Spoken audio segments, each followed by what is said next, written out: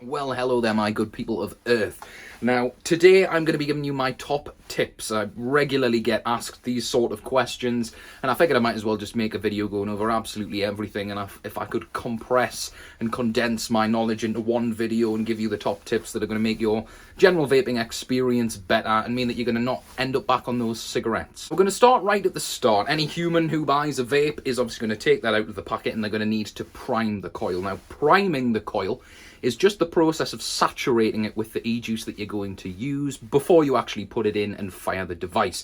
If you put it in, fill up the tank and vape on it straight away. Now, the inside of that coil is still going to be bone dry, so we're going to have to saturate that first. Now, what you're going to want to do when you get your coil is just apply drops of juice very gradually to the inside of the coil. Now, as you can see, it is all white cotton on the inside. And what you're going to want to do is saturate anything you can see that is white and firm and solid and dry looking. And you're just going to want to saturate that with the e-juice.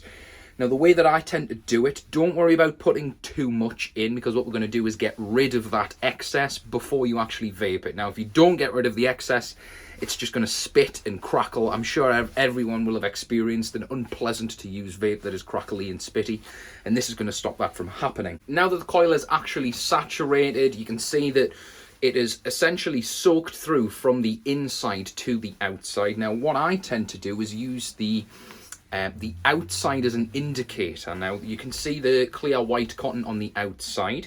Now, I'm going to look at that cotton on the outside as an indicator from the inside when the juice has worked all the way through, and eventually it's going to get to the outside and you know that it's worked its way through the whole coil. I'm just going to get rid of that excess, put it in the vape. Just while I was editing this video, I realised I didn't particularly explain about the actual flicking out the excess juice that was in there. Literally all I'm doing is holding the coil, and you want to just flick it very wristily at a surface, and you'll see the excess juice come out of there and spatter onto the surface. It's just because we've put quite a lot of juice into the middle of the coil. Obviously, as I've explained, you don't want it to spit, and all we're doing by flicking it very wristily, like I say, otherwise, even if you just sort of go like that, it won't come out. You're working in a vape shop, when people come in and buy a device, they want to use it straight away. So this is the way that I'll set it up for someone if they want to use it straight away. Just obviously, I imagine most people priming their coil will not want to wait to use it. Put it in the vape. Now that it's in the vape, you're going to want to drop the wattage down as low as it could possibly go. Literally take one hit at that lowest wattage just to put a little bit of power through the vape, and it's going to pull some more juice through from the center, but not giving it enough power to actually burn it or even give you a cloud or anything like that. It's probably going to be 1 or 5 watts as your minimum. Take it up to 10, have another little hit. Take it up to 15, have another little hit. By gradually increasing your wattage to whatever it is that you're eventually going to use it at, it's not going to suddenly burn any part of the coil, because if you don't properly prime the coil and you put it in, you start your wattage high, if any part of that is still dry, it's going to burn right at the start, and it's basically going to ruin the experience for you, because there is no unburning a coil. Once it is burnt, it will always have that burnt taste. There's not really a way to clean them as well. I mean, there is ways, as you have probably seen, using alcohol and then drying them out, but they're only ever going to come back sort of 50-60% as good as they were when they were new anyway, and they're not very expensive to buy. That covers priming your coil. This is pretty much the most important aspect of vaping, because, as I've just explained, if you get it wrong at the start, or if anything goes wrong and you burn the coil, there is no escape from that. You have to change the coil to put it right. Even if it's in your pocket and it's firing or something like that, and you're leaning against the fire button without realizing, that is obviously going to burn your coil and will not be able to be unburned. But the coil is in the vape, now everything is moving along smoothly. Now, in terms of the wattage itself, as you can see, coils will always have a recommended wattage written on them. Now, I would generally advise use the minimum as a maximum. On the coil, you will see there'll be a minimum, a maximum, and a best. Honestly, use the minimum as a maximum, and you will get much longer lifespan out of those coils. Often I find coils in pretty much every single situation are massively overrated in terms of the wattage you're supposed to use them at. Obviously, the companies want to encourage people to buy and burn through more coils because it'll of course make them more money. It is always going to be a little bit of a difficult one, the balance between getting the absolute best flavour with a higher wattage, and obviously your battery life. The higher the wattage, the more you're pulling from that battery and the faster it's going to go down. So if you can get away with a lower wattage, what I tend to do is use a lower wattage but take longer hits. And instead of taking one long hit at a low wattage, I'll go just so that it's getting a little bit of breathing space between each time I'm actually hitting it. Even though it's in one breath, because I'm releasing the button as I'm doing so, it stops the coil getting hotter and hotter and just suddenly burning.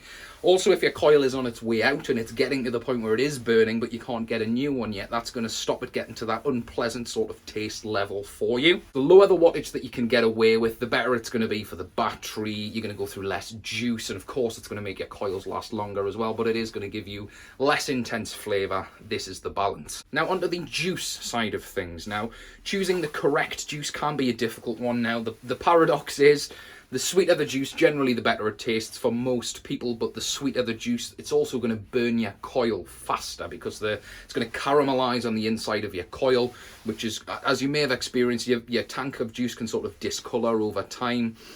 This is because the inside of the coil goes dark very quickly, which then leaks into the cotton, which is obviously white at the beginning, but then gets darker, and then that leaks into the juice, and everything gets darker. And then you look at your tank using a very sweet juice after a week or so with the same coil, and it is black, but the juice in the bottle is far from so.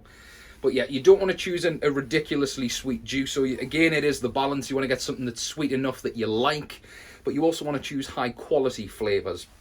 Because going for something that is just not very sweet and not very enjoyable is going to mean that you're going to end up back on the cigarettes if it's not good enough to keep you interested. So choosing the right flavour is very, very important.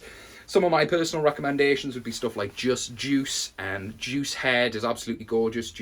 Strap Juice is nice, it's quite sweet. Ruthless Juice is very, very sweet. Generally wouldn't be something that I would recommend. Tasty Fruit is also a very popular one that is incredibly sweet. It's up to you. It's always going to be a balance. Dinner Lady stuff is absolutely delicious. All UK made juice. Really, really high quality stuff, but it's not insanely sweet, but the flavours are gorgeous. Lemon Tart would be my personal favourite. And of course the IVG juice is incredibly high quality as well. UK made. Definitely would recommend those ones for you if you want something that's not going to be incredibly sweet. Next we move on to nicotine. Now getting the right nicotine strength is probably, again, going to be one of the most important things aside from priming your coil. Now, something a lot of people seem to struggle with at the beginning. I understand coming from smoking, you want to go from wherever you are at the minute to no nicotine and have it get rid of the problem. However, what a lot of people kind of don't realise, that if you go for the lowest strength, something like a 3 milligram, it's going to mean that for you to feel like you've sufficiently hit the spot that smoking a cigarette would hit, you're going to have to hit your vape like 5 to 10 times. And as you increase that nicotine, the amount of hits you need to have off your vape is obviously going to come down as well. This is, again, one of the difficult balancing games. Now, with the bigger bottles of juice in the UK, you have to add your own nicotine to them separately. They don't come with any any nicotine in out of the box. The law is in the UK that if it has nicotine in already, in any strength, it has to be in a 10ml bottle. So what we do is get the bottles of juice with a little bit of space in, and then we add the nic shots to them. You can always add more nicotine, but regular nicotine, the more you add, the harsher it gets on your throat. So in this situation, you're going to want salt nicotine shots. What this does is it gets stronger without getting harsher, but also that throat hit is often an indicator of how much nicotine you've taken in. So do be careful not to have too many hits off your vape, because it can make you feel quite unwell. The disposable vapes, for example, they come with the salt nicotine in as well. Very smooth, hits the spot within a couple of hits, but you're happy to put it down, which is the main thing. Obviously, you don't want to constantly have it so that you want to use it all the time. This is the problem with the lower nic strength, is that if it's never out of your mouth, then you may be better to go for a higher strength and use it less. But if it's still never going to be out of your mouth, and you know that, then of course you are going to want to go with that lower strength.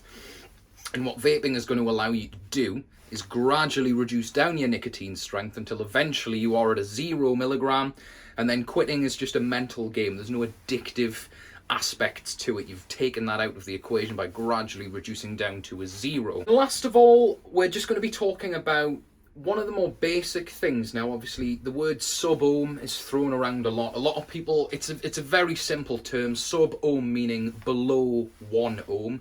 Now, ohmage refers to the resistance of the coil. You don't need to massively worry about the science or the equations of this too much, but high resistance wants low wattage, and low resistance wants high wattage. So let's say if you've got a 1 ohm coil, that is a high resistance. It's not sub ohm because it's not below 1 ohm, and that is going to want low wattage, sort of anything from 10 upwards, maybe not above 20, depending on the kind of vape, but 99.9% of the cases, that is going to be the rules it's going to apply, but it will be written on the coil anyway. And again, the lower the wattage you can get away with, the longer it's going to last you still. What does the difference in the resistance of the coils actually make to the user experience?